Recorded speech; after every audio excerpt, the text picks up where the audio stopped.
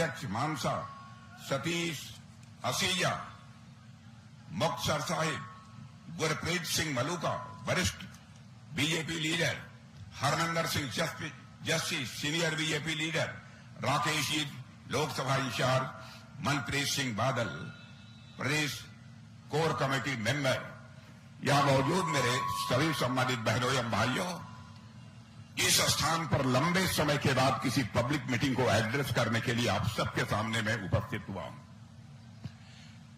आप सबने तालियां बजाकर गर्मजोशी के साथ स्वागत किया है, लेकिन मैं मानता हूं स्वागत, अभिनंदन, सलाम दुआ कभी एक तरफा नहीं होना चाहिए। इसलिए मैं भी अपनी तरफ से शीश झुकाकर आप सभी बहनों भाइयों का हार्दिक अभिनंदन करता हूं, आप सभी का मैं स्वागत करता हूं। बहनों भाइयों, जब भी मैं पंजाब आता हूं, हमसे या कोई पूछे पंजाब किसे कहते हैं, तो मैं तो यही कहना चाहूंगा, पराक्रम, बल, साहस, शौर्य और देशभक्ति का संग। अंतर्राष्ट्रीय जगत में भारत का स्टेचर बड़ा है। पहले इंटरनेशनल फोरम पर भारत कोई बात बोलता था तो भारत की बातों को जितना सीरियसली लिया जाना चाहिए उतनी सीरियसली नहीं लिया जाता था, लेकिन आज इंटरनेशनल फोरम पर भारत कोई बोलता है, सारी दुनिया कान खोलकर सुनती है भारत बोल क्या रहा है। यह भारत की हैसियत सारी दुनिया में बनी है।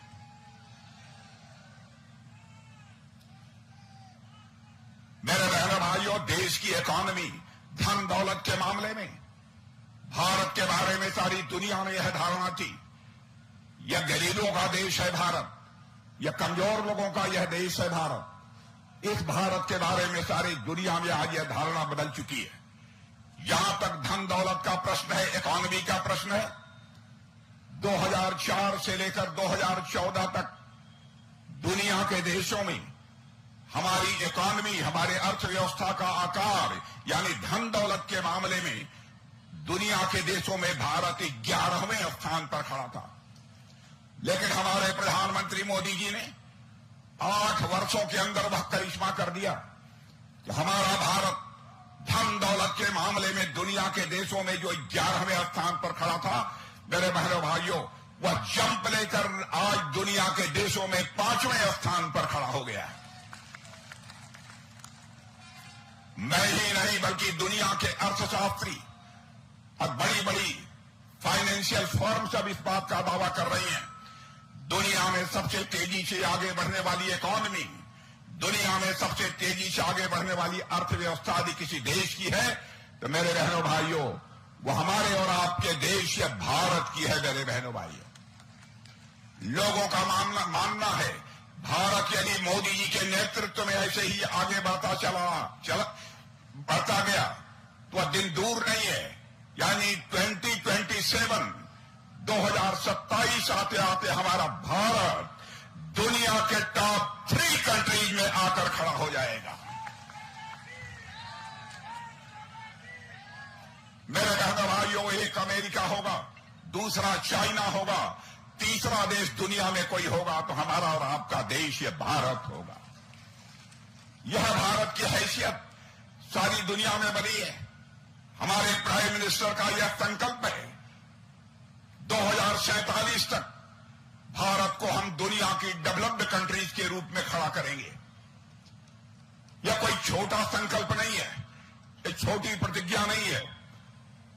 और मैं जितना जानता हूं अर्थशास्त्र, जितनी इकोनॉमिक्स में जानता हूं, उसके आधार पर मैं कह सकता हूं बहनों भाइयों, भारत जिस तेजी के साथ आगे बढ़ रहा है ऐसे ही बढ़ता रहा तो 2070-2075 आते आते हमारा भारत या दुनिया का सबसे धनवान देश बन जाएगा। सबसे रिच कंट्री दुनिया की ये भारत होगी, ऐसा मेरा पक्का विश्वास है। अभी हमारी बीबा परमपाल जी चर्चा कर रही थी रूस और यूक्रेन की लड़ाई की। बहनों भाइयों, पिछले 2 वर्षों से रूस और यूक्रेन के बीच लड़ाई चल रही है। आपने देखा होगा रूस की तरफ से भी तोप, बम, गोले, मिसाइल लगातार यूक्रेन के ऊपर चल रहे हैं। और यूक्रेन की तरफ से भी लगातार तोप, बम, गोले और मिसाइल चलाई जा रही है। जब यह युद्ध शुरू हुआ था उस समय भारत के हमारे बहुत सारे बच्चे यूक्रेन में पढ़ाई करते थे। कोई मेडिकल की एजुकेशन ले रहा था, कोई इंजीनियरिंग की ले रहा था, कोई मैनेजमेंट का कोर्स कर रहा था। उनके माता पिता जो भारत में रहते थे उन्हें इस बात की चिंता हुई क्या होगा हमारे बच्चों का यदि रूस की तरफ से कोई मिसाइल आकर हमारे बच्चे जहां रहते हैं वहां उस बिल्डिंग पर गिर गई, हमारे बच्चों की जिंदगी खतरे में पड़ जाएगी। तो आंखों में आंसू लेकर उनके माता पिता हमारे प्राइम मिनिस्टर से मिले। और बहनों भाइयों, आपको जानकर गौरव होगा, स्वाभिमान की भावना आपकी जाग उठेगी। हमारे प्राइम मिनिस्टर ने क्षण भर की देर नहीं लगाई, उसका साक्षी मैं हूं। उन्होंने टेलीफोन मिलाकर रूस के राष्ट्रपति मिस्टर पुतिन से बात की और साथ ही यूक्रेन के राष्ट्रपति मिस्टर जेलेंस्की से बात की और 4.5 घंटे के लिए युद्ध रुक गया और हमारे 22,500 भारत के रहने वाले नौजवान वहां से चलकर भारत आ गए। जो काम दुनिया का कोई देश नहीं कर पाया उस काम को यदि किसी ने किया है मेरे बहनों भाइयों तो हमारी सरकार ने किया है। इसलिए मैं कहना चाहता हूं आपका समर्थन भारतीय जनता पार्टी को इस बार प्राप्त होना चाहिए। लेकिन यहां तक पंजाब की सरकार का सवाल है, आपने देखा इनके नेता केजरीवाल जी जो यहां दिल्ली के मुख्यमंत्री हैं, वो पहले ये कहते रहे हमारी यदि सरकार बन गई तो सारी शराब की दुकानें बंद हो जाएंगी। बहनों भाइयों, इनकी सरकार बनने के बाद दिल्ली के गली गली में शराब की दुकानें खुली हैं। पंजाब की हालत नशे के मामले में कैसी है आप अच्छी तरह जानते हैं। किट्टा वाइट, हीरोइन, वाइन खुलेआम पंजाब में चल रहा है। बहनों भाइयों, आज मैं अपील करने आया हूं, एक बार भारतीय जनता पार्टी को पंजाब में आप अवसर दे दो। बहनों भाइयों, मैं देखता हूं कौन यहां पर किट्टा वाइट, हीरोइन और यहां पर शराब का व्यापार कर पाता है। मैं डंके की चोट पर मैं कहना चाहता हूं कोई हिम्मत नहीं करेगा। यहां के बच्चों की जिंदगी के साथ ये खिलवाड़ कर रहे हैं। क्या ऐसी ही सरकार होनी चाहिए? अजीबोगरीब स्थिति इन लोगों ने बना दी है। जो कहते हैं मेरे बहन भाइयों ये लोग करते नहीं है। शराब बंद करने की बात कही थी लेकिन शराब का इन्होंने घोटाला कर डाला और शराब घोटाले के मामले में ये जेल की हवा खा रहे हैं। केवल 20 दिनों के लिए अदालत ने इनको परमिशन दी है कि आप बाहर जा सकते हैं, अपनी कन्वेंसिंग कर सकते हैं। 1 जून के बाद फिर से यह जेल के अंदर होंगे मेरे बहनों भाइयों, फिर से यह जेल के अंदर होंगे। यह कहते हैं कि जितने विरोधी पार्टियों की सरकारें हैं मोदी जी उनके खिलाफ ईडी और सीबीआई की जांच करा रहे हैं। बहनों भाइयों, ईडी आप चाहते हैं कि भ्रष्टाचार रुकना चाहिए कि नहीं रुकना चाहिए? मैं आपसे जानना चाहता हूं, भ्रष्टाचार रुकना चाहिए कि नहीं रुकना चाहिए? कांग्रेस के शासनकाल में इसी ईडी ने केवल 32 लाख रुपया 32 लाख रुपये इन्होंने जब्त किए थे। लेकिन जानते हैं भ्रष्टाचार के खिलाफ, करप्शन के खिलाफ हमारी गवर्नमेंट जो कैंपेन चलाया है उसके परिणाम स्वरूप 22,000 करोड़ से अधिक की धनराशि हमारी सरकार के, हमारी ईडी और सीबीआई ने जब्त की है। और यहां तक कि 1 लाख करोड़ से अधिक लोगों की संपत्ति जब्त करने का काम हमारी ईडी सीबीआई ने किया है। मेरे बहनों भाई, ये लोग चाहते हैं कि करप्शन के खिलाफ कोई कार्रवाई नहीं होनी चाहिए। करप्शन के खिलाफ मेरे बहनों भाइयों यदि कार्रवाई नहीं होगी तो भारत को जैसा हम धनवान भारत बनाना चाहते हैं, भारत को जैसा हम किया और हम लोगों के ऊपर आरोप लगाते हैं कि इनकी गवर्नमेंट आएगी तो देश में तानाशाही थोप देंगे। बहनों भाइयों, इतना ही नहीं, यह देश को कमजोर करने की इनकी एक ऐसे साजिश चल रही है। आपके यहां के एक मिस्टर चरणजीत सिंह जी चन्नी हैं, जब हमारे सेना के जवानों पर पुंछ में कुछ आतंकवादियों ने हमला कर दिया, तो वह कहते हैं कि इलेक्शन स्टंट है। बहनों भाइयों, हमारे सेना का जवान अपने सीने का बटन खोलकर भारत की सीमाओं की रक्षा करता है और उसको कहते हैं यह इलेक्शन स्टंट है। आतंकवाद, कांग्रेस की हुकूमत थी, आतंकवाद का बोलबाला सारे हिंदुस्तान में था। शायद ही ऐसा कोई राज्य था जो आतंकवाद के संकट से बचा हुआ था। शायद ही कोई एक राज्य था जहां पर कि आतंकवादी वारदातें न हुई। लेकिन आप देख रहे हैं आज हालात कितने बदल गए हैं। अब 1-2 महीने में छिटपुट आतंकवाद की घटनाओं को छोड़कर केवल हो भी रही है तो कश्मीर में हो रही है, और हिंदुस्तान के किसी कोने में कोई आतंकवादी वारदात करने की हिम्मत नहीं कर पा रहा है। यह है हमारी सरकार की ताकत। मैं याद दिलाना चाहता हूं, यही कांग्रेस की सरकार 2008 में मुंबई में आतंकवादी वारदात हुई थी। उस समय वहां के स्टेट के होम मिनिस्टर ने यह कहा था, अरे भाई, इस प्रकार की आतंकवादी वारदातें तो होती रहती हैं। बड़े बड़े हमारे अधिकारी मारे गए थे, बड़ी संख्या में लोग मारे गए थे, और उस आतंकवाद को इतने हल्के तरीके से ये लेते हैं। बहनों भाइयों, जहां तक आतंकवाद का सवाल है, मैं बतला देना चाहता हूं, भारत अब कमजोर भारत नहीं रहा है। भारत अब दुनिया का ताकतवर देश बन चुका है। हमारे देश के सेना के जवानों के अंदर वह कुव्वत है। जरूरत पड़ी तो हम सीमा के इस पार मार सकते हैं, और जरूरत पड़ी तो हम सीमा के उस पार भी जाकर मार सकते हैं। मेरे बहनों भाइयों, आज ये हमारे देश की ताकत है। देश का रक्षा मंत्री होने के नाते मैं आप सबको आश्वस्त करना चाहता हूं, नागरिकता कानून, सिटीजनशिप अमेंडमेंट एक्ट, नागरिकता कानून को लेकर भी लोगों के अंदर गलतफहमी पैदा करने की कोशिश की जा रही है। बहनों भाइयों, 2014 में सरकार बनी थी, मैं होम मिनिस्टर था। मुझे लोगों ने कहा कि पाकिस्तान से बहुत सारे सिख, हिंदू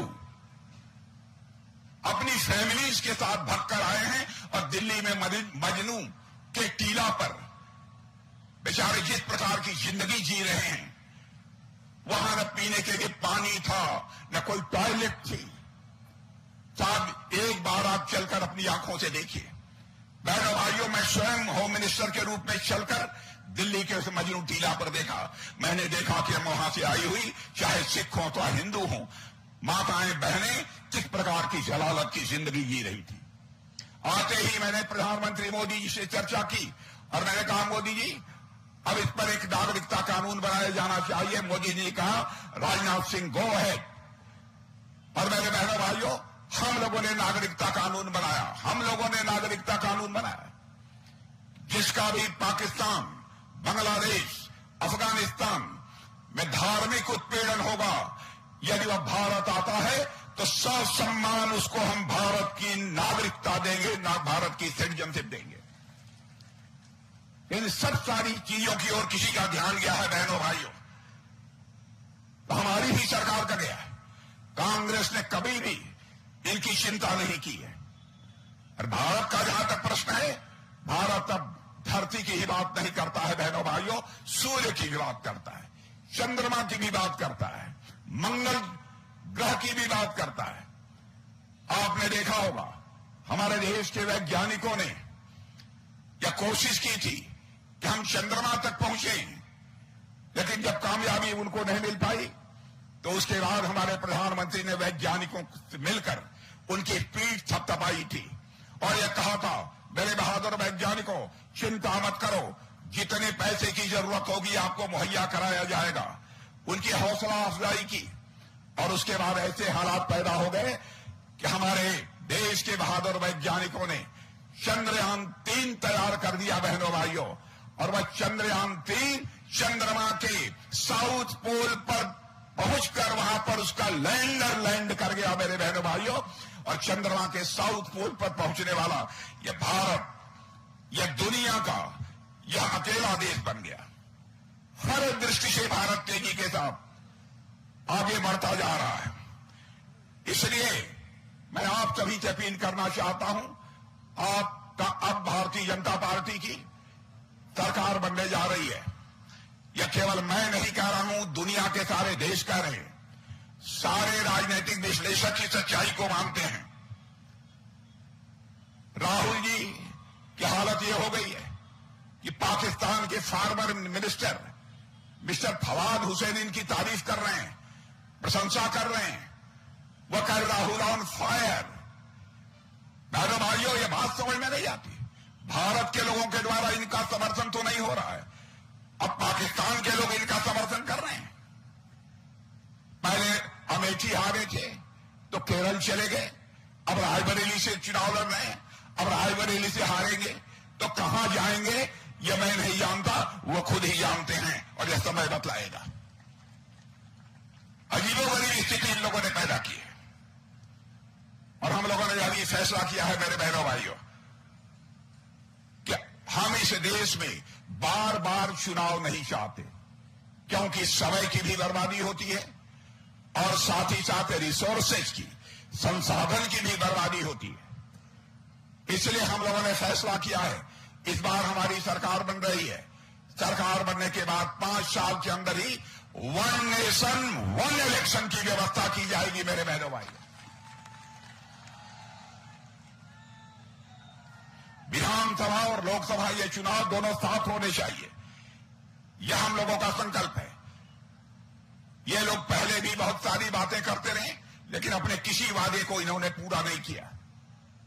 इस काम को यदि कोई करेगा तो हम ही लोग करेंगे। और आज भारत के बारे में दुनिया के दूसरे देशों के राष्ट्राध्यक्ष कहते हैं 21st सेंचुरी, 21वीं सदी दुनिया में यदि किसी देश की होने जा रही है तो हमारे और आपके देश इस भारत की होने जा रही है। बहनों भाइयों, ये दुनिया एक डंके की चोट पर बोल रही है। यह हैसियत आज हम लोगों की बनी है। आप नौजवानों ने देखा होगा नेट के ऊपर अमेरिका के एम्बेसडर मिस्टर गारसेटी आज के कुछ दिनों पहले एक किसी कॉन्फ्रेंस में बोल रहे थे, अमेरिका तो दुनिया का सबसे ताकतवर देश माना जाता है, सुपर पावर माना जाता है। वहां के एम्बेसडर ने यह कहा कि if you want to see the future come to India, यदि भविष्य देखना चाहते हो तो भारत आओ। If you want to feel the future come to India, यदि भविष्य महसूस करना चाहते हो तो भारत आओ।